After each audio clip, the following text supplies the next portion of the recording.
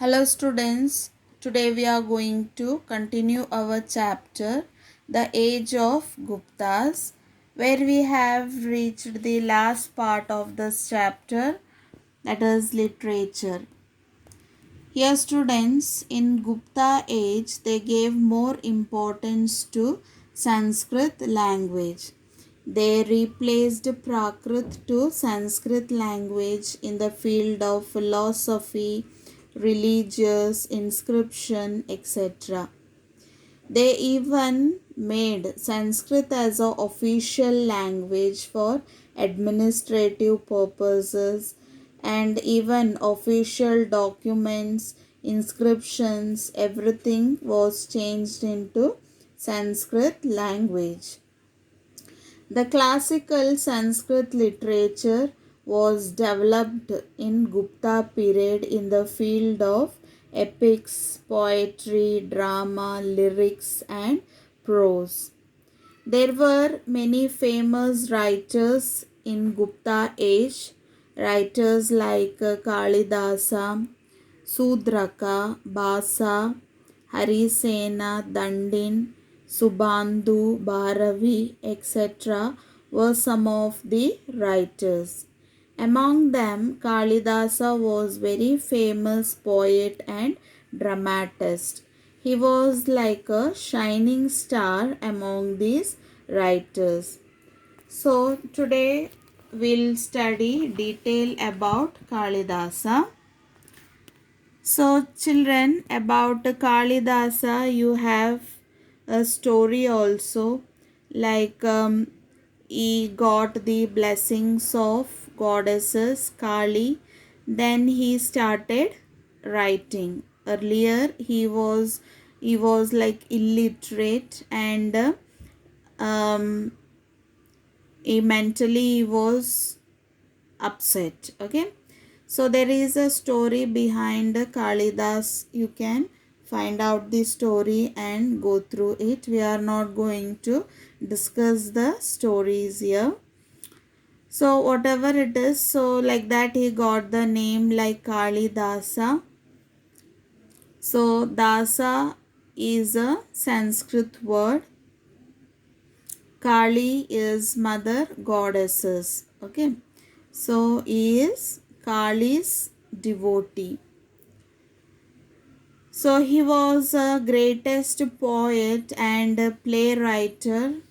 So in India, you can see that he is a very famous person. No other writer was there to beat Kalidasa in those times. Even Vincent Smith, he compares the Gupta age to the Elizabethan period in history of England. So why he compares? Because Kalidasa is compared to Shakespeare, who was there in England. So as you all know, Shakespeare is also a great poet and a dramatist, isn't it? You all have studied Shakespeare, some of the dramas and all. So even Kalidasa is also same kind. So that's why Kalidasa is compared to Shakespeare, and Gupta age is compared to Elizabethan period here. Okay. So some of the four poetic work of Kalidasa were like Raghuvamsha,